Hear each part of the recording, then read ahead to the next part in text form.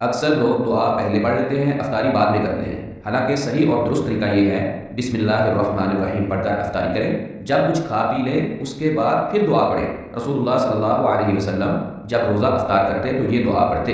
تو دعا کا اگر ترجمہ دیکھیں تو ترجمہ بھی یہی ہے، پیاس بجھ گئی، رگیں تر ہو گئیں۔ اگر آپ نے افطاری کرنے سے پہلے یہ دعا پڑھی تو ابھی تو نہ پیاس بجھی ہے نہ رگیں تر ہوئی، لہٰذا درست طریقہ یہ ہے کہ جب آپ کچھ نہ کچھ کھا پی لیں تو اس کے بعد یہ دعا پڑھیں۔ تو اب ہم آپ کو یہ دعا بھی یاد کرواتے ہیں۔ ذهب الظمأ وابتلت العروق وثبت الأجر إن شاء الله. ذهب الظمأ وابتلت العروق وثبت الأجر إن شاء الله. ذهب الظمأ وابتلت العروق وثبت الأجر إن شاء الله.